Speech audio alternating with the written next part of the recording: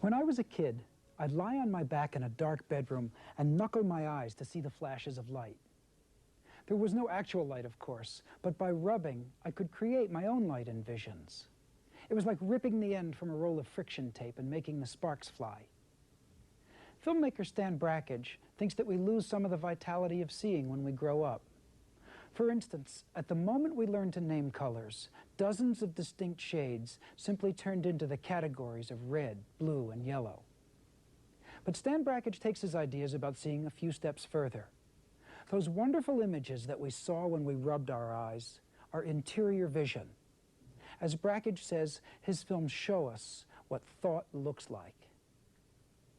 Stan Brakhage isn't your garden variety filmmaker. You won't see his films play at the local shopping center. Most of them don't tell stories. But he's one of the most influential filmmakers in the world.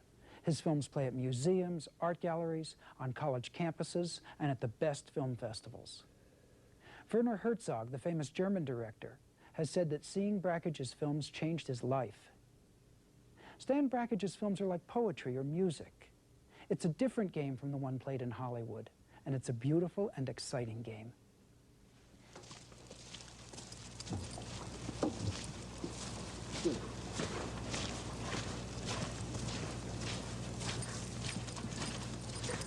I mean, Stan is one of the most important independent filmmakers in the world, one of the most highly respected. He strikes me, and I don't want to speak for him, you know, but he strikes me as a real romantic, one of the last really serious poets in the cinema.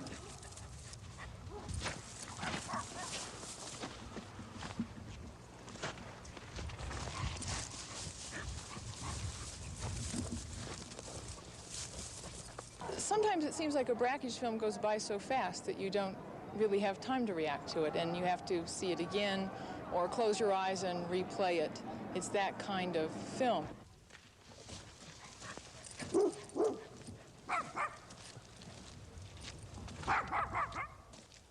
What his mind is so good at is the lightning flashes in which he illuminates things that don't seem to have any connection. He will take the subject, and instead of approaching it in a linear fashion, and this came first and then this and then this, he will pull in things from out of the air and say, look at this through this. Don't just look at cinema.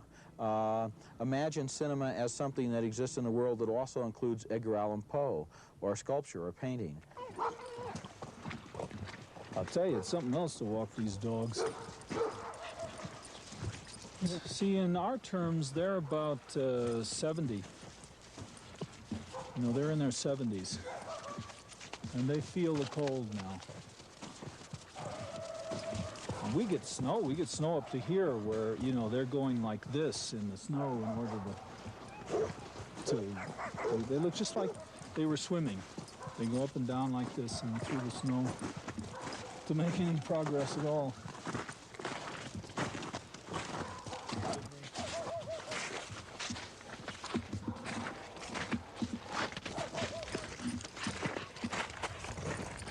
We knew at some point that the only way to keep them alive was to dog walk them. Same as if we were in New York City or something, you know? Take them out on a leash.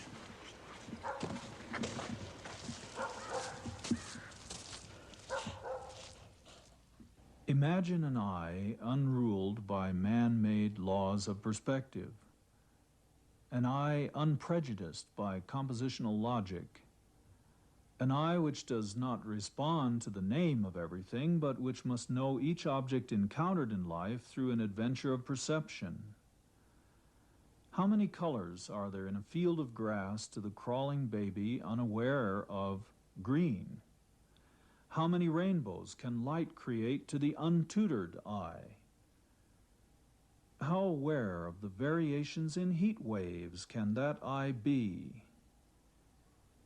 Imagine a world alive with incomprehensible objects and shimmering with an endless variety of movement and innumerable gradations of color. Imagine a world before the beginning was the word. If I close my eyes, I continue to see. I mean, a lot of adults lose that ability, but all children even rub their eyes to create an intensification of fireworks or explosions, you know, and that's the first, what I call the first level of seeing yourself thinking. And then you see what people would call abstract, which is why most adults forget it, you know. It won't help you get a job or anything to see abstractly, like they say. But what we are aware of is that amidst those abstractions we can commission some memories, or we're prompted by things that happen to remember grandmother or whatever.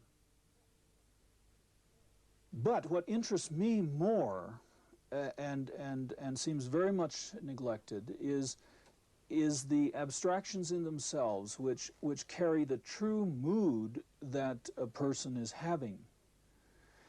And then it becomes more than mood, because those shapes that children rub their eyes to create explosions of, those shapes do form symbols, symbolic shapes, like a heart, say. If science comes up with a machine so you could tap into people's actual thinking process and then project whatever they're thinking as vision and put it up on a screen, I'm doing that laboriously by painting, because we don't have any way to do that.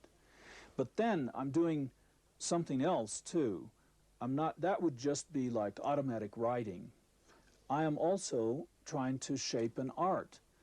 And an art is with reference to all previous arts. In other words, I'm being articulate, as we say, about that, and discreet. I'm going for a not just a spate of my moving visual thinking, but an edited, really carefully considered little world of such a thing. You know, to me, an art really finally is that you make a whole ecology, that when the work the work should be like have an ecology, so that nothing comes into it that doesn't have a life in it. So I feel that an art is really something that creates a whole world, as briefly, as discreetly, and as clearly as possible. So I'm doing those two things. One, showing you my thinking, my feelings about hell, purgation, and existence's song, and my feelings, and then I'm showing you those feelings shaped into a world.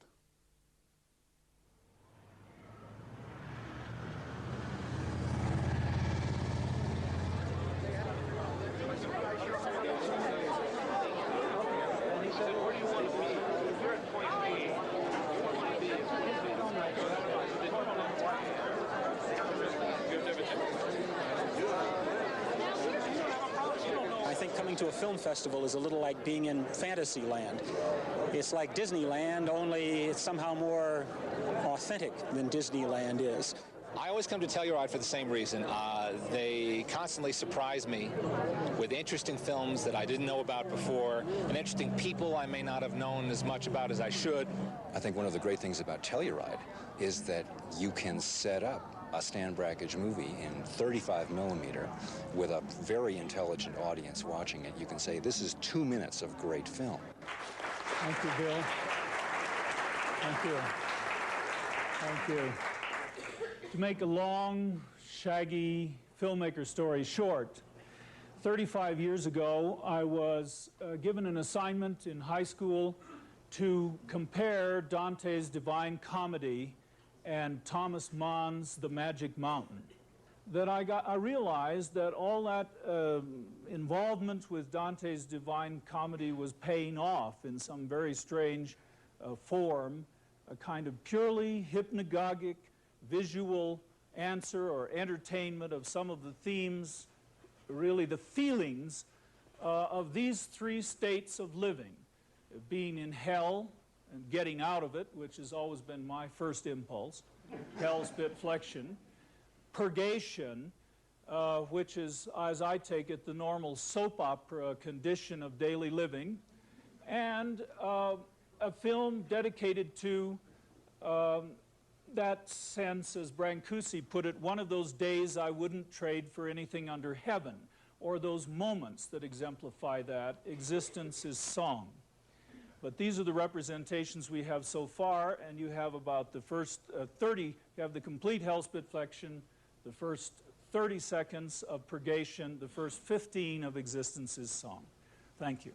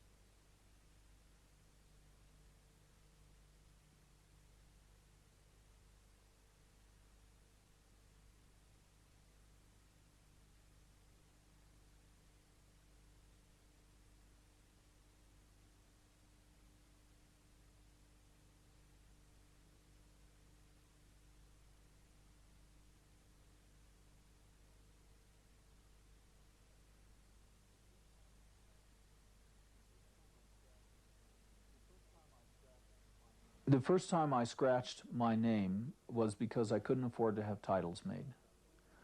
And in fact, I got the whole cast to scratch their names. It's for desist film. Everyone had to scratch this leader, and I don't know how I thought of such a thing. I mean, I was just desperately had the problem, how am I going to, without spending money on titles, get titles on this film? I kind of liked that, and it took me years to figure out why I liked it, but one of the important things is that it immediately gives whoever's looking at that film the actual beat of the film, the bass beat, because it reflects in the flickering of that scratch 24 frames a second, or 18 if they're running it at that speed. And they start, first of all, with a sharpened attenuation, like they have to work a little to read it. And they have to, and then they feel this pulse. It puts a viewer immediately sharpened to see a film. And then to sign it that way is just, to me, that kind of thing of, I'm responsible for this, and the full implications of it are that thing that you find in certain books like, this has come through me, and all the faults are due to me, and whatever's good about it is due to the creative process. That kind of making belongs to everybody. It's just that the society's all the time taking advantage of that in the awful sense that they won't pay us enough to stay alive and go on doing it. I would trade everything else I am to be the Hans Christian Andersen of film, because I feel that's the most necessary thing. Something to counterbalance Disney and all that horror. But I can't commission myself to do that. So who does it belong to? On the other hand, as you see, I have to be fierce in protecting some of the rights of these things because of what people would do to them capriciously. I mean, just use them wrongly in all different kinds of ways, and because also I'm responsible to survive so that I can go on making them. And I'm trying to survive in one of the most hostile anti-art societies in the history of the world. Or at least let's put it this way, the others that were this hostile aren't even remembered because there's no record. Finally, they beat out and destroyed all their really shamanistic artists, so there's no record of their existence. And it has occurred to me that if this country goes on in this way, little kids in 150 years or so could be reading in their history books that America was the first to put men on the moon, and they could say, "What's America?" I know that's true, and any historian can tell you that's true. That phone is ringing all the time over there with horror stories from famous poets, filmmakers, and so on who have changed already the history of Hollywood movies, who've been ripped off for advertising and everything else, and some of whom are eating at the Goodwill. And yet, so people say, who cares? I mean, we're just trying to get through the day, right? Well, that doth not a tradition leave.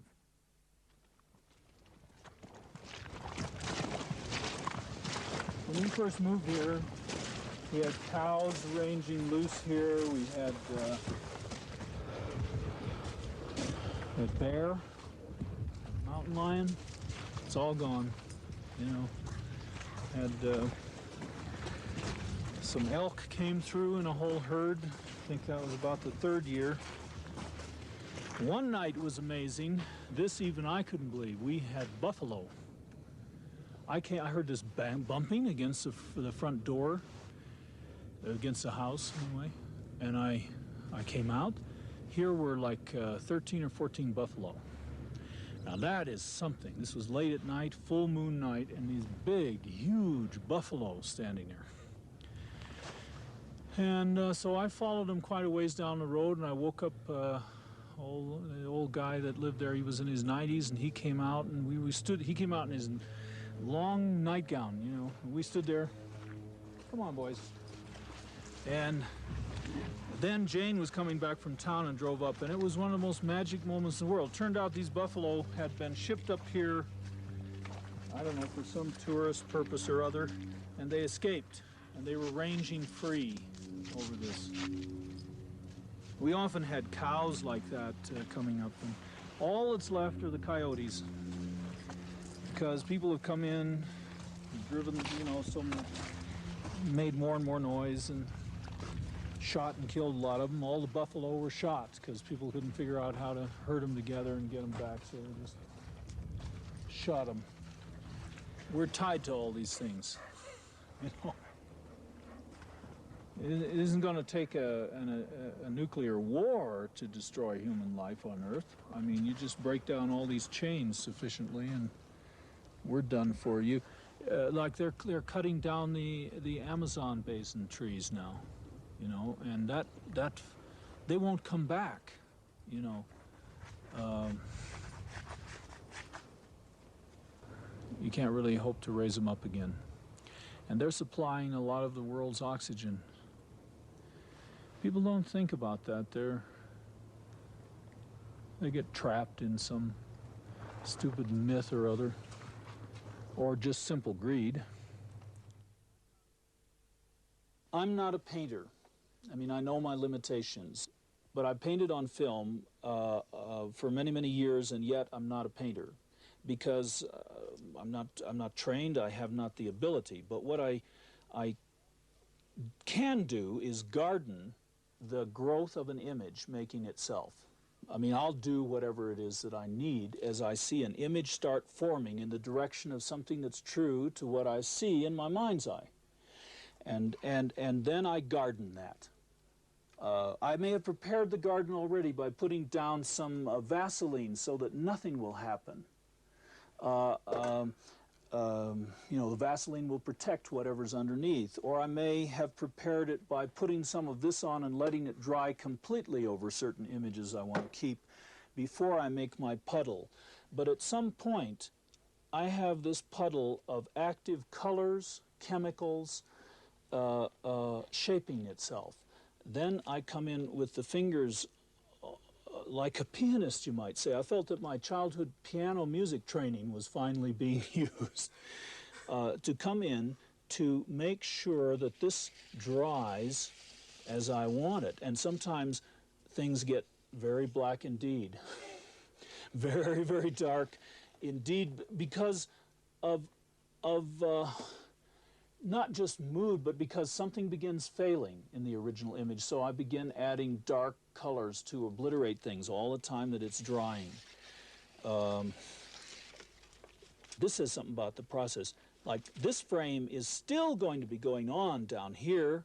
You can see this shape here is being reinforced and extended here. This is not painted or worked by me. This makes itself, and I just stop it at the point that it's reached what to me is the maximum. You know, and that's a weird, strange process, but the only real aesthetic encouragement I have for it is Emil Nolde. You know his story? No. Well, Emil Nolde was forbidden to paint by the Nazis. And being a good German, he took that very seriously. Whatever the law, you know, has forbidden him to paint. And yet he's obsessed and he must paint. So what he did to save himself across all those years that the Nazis were in power is he reached clear back to an earlier discovery that he'd made when once he laid a watercolor down on the ground and it began to snow. And what the snow did to that watercolor was better than what he had imagined. And the moment he saw that, then he shook it off and saved it. So he began making, across those years of Nazi occupation, what he called unpainted pictures. They painted themselves, therefore he was not breaking the law. It had to be watercolor because literally the Nazis came once a week to sniff his house for oils. Can you imagine that? These brutes going around. Was he breaking the law, you know, sniffing him out?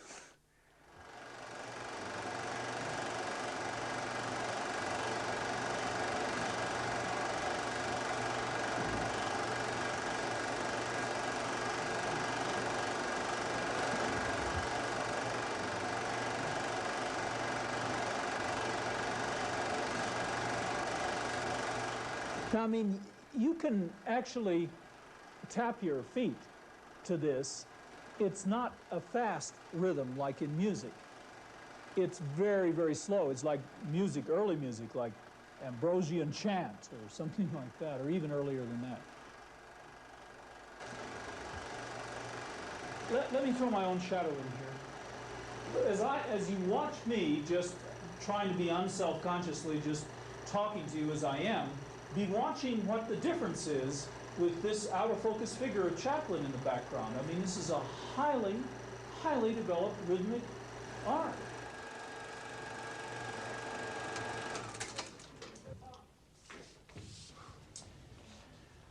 Okay.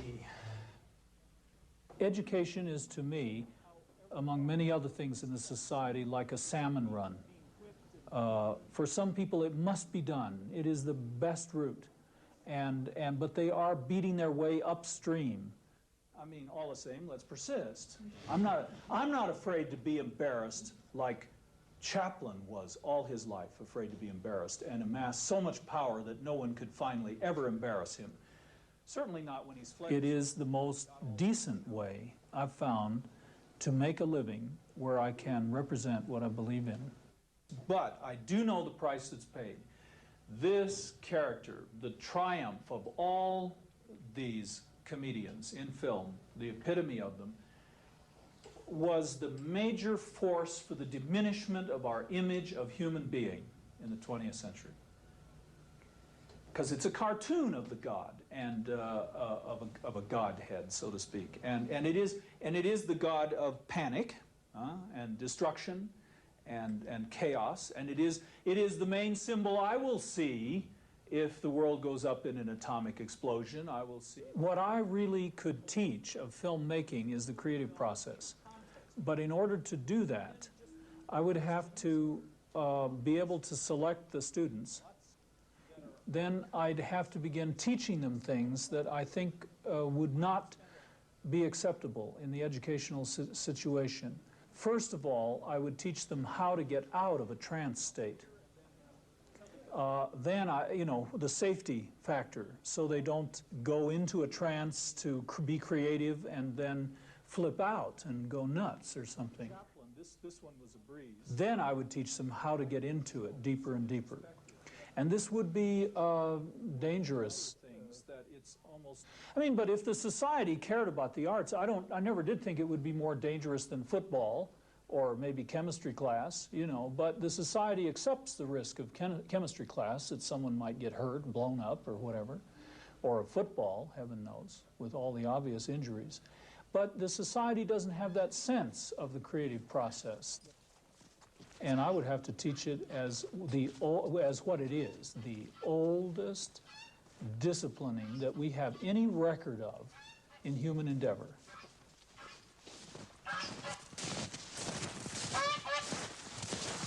Wonk, wonk, wonk, wonk, wonk, wonk, wonk, wonk, wonk.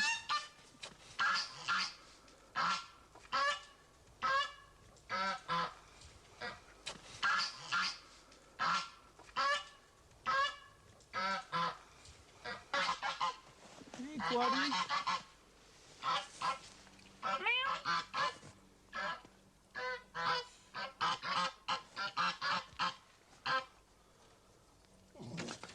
Oh, that was bad.